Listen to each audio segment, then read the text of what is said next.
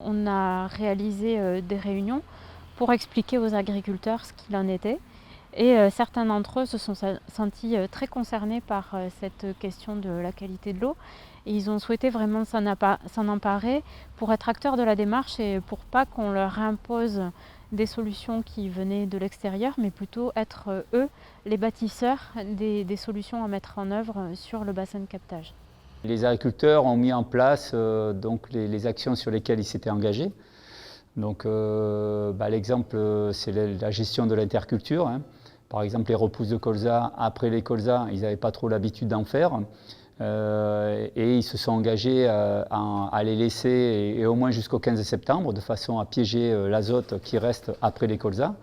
Et donc ça, c'est une pratique qui justement que les agriculteurs ont adopté petit à petit.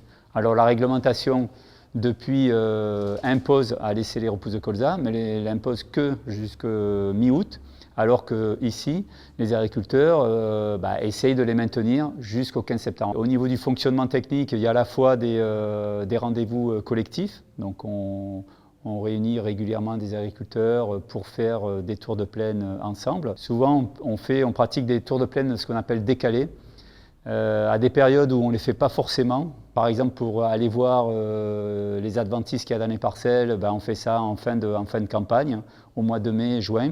Donc ça permet de faire un peu le bilan de ce qui s'est passé pendant la campagne. Et puis pour tout ce qui est gestion de l'interculture, on fait des tours de plaine pendant l'interculture. Donc c'est eux qui ont vraiment amené leur truc en disant on veut bien faire quelque chose, on va signer un engagement mutuel. Par contre, ça c'est réalisable, ça y est pas, ça on le met dedans, ça on le met pas dedans.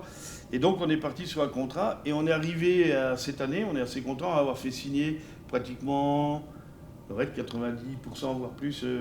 Et je crois qu'il ne nous manque plus qu'un agriculteur sur tout le bassin.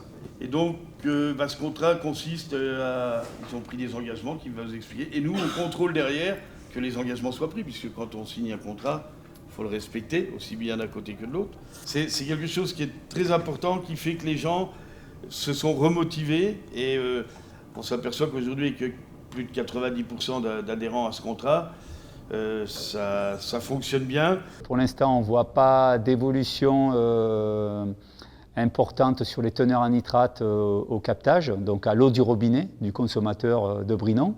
On est toujours autour des 50 mg. C'est stabilisé, on peut dire, mais enfin, ce n'est pas satisfaisant. Par contre, il y a des résultats sur l'évolution des pratiques agricoles. Le fait que ce soit une démarche axée sur une logique de résultat, c'est un point très important de la démarche.